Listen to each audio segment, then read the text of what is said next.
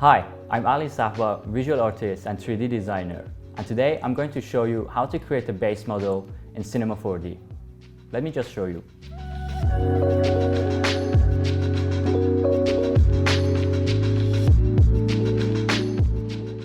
What we are going to create is basically this tangled shape that is underneath this cloth simulation. So we are going to use mostly spline and sweep. So in order to create our base model, I'm going to use the spline pen.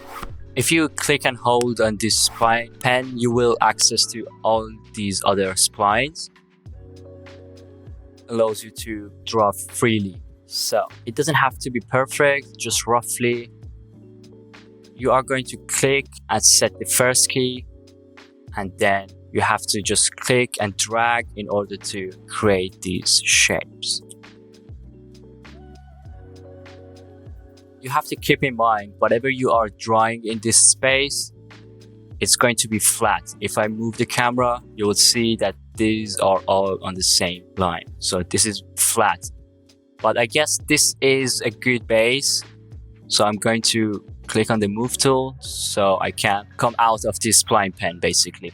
Alright, so with spline active click, we are going to go to the points mode. Make sure that you are in the points mode because otherwise you can't move these points on your spline. So once again, going to points, make sure that this spline is not intersecting with each other. You have to keep in mind to always check your spline in different angles to make sure nothing is intersecting and our spline is in a 3D space and has a depth. You can also use these handles if you're not happy with the angles. So basically this one is really not happy with the shape. It should be really smooth. It's probably because of this. Just move these.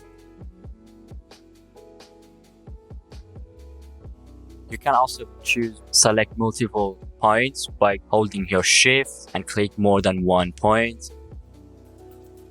So then you can move them at once. Now that our spline has a bit more depth, I am going to bring up sweep, which can be found here. And you have to have your spline as a child of sweep. And then what I'm going to bring is also another spline. But in this case, this time we are going to use our circle. As you can see, this circle is way too big. You can either adjust the size of it, the radius here, bring this down, or you could just hit T and scale it down like this. Circle has also the child of the sweep, and the order needs to be like this. If I move the order, it will work the same. So make sure you have the order right. Alright.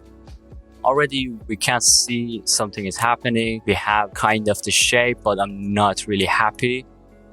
We really need to avoid any intersections because later on when we bring this model in Marvel's Designer, basically put the pans on this shape, it has to go through. So it's really necessary that there is no intersection.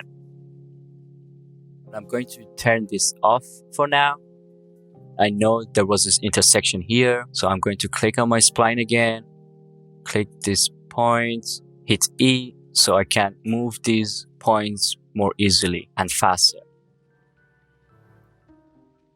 When you have this point selected, you can turn on the circle again, so you can also move these while the 3D shape is activated.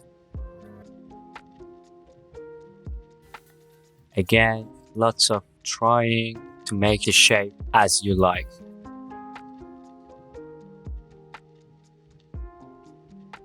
If this is the end point, you can activate the point while this 3D object is activated because you can't see the point, as you can see here.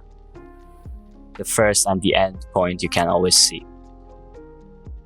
Let's say if this is going to be the front view, I just want to have this endpoint somewhere that we cannot really see. So it's kind of hidden behind its shape. this could be a little bit loose here, need some space, make it a little bit bigger. Just play until you get a shape that you are happy with. Let's say this would be the front of the model. I think that is all right. I hope you have enjoyed this tip. If you want to learn more about how to create 3D abstract design, follow Domestika and check out my online course.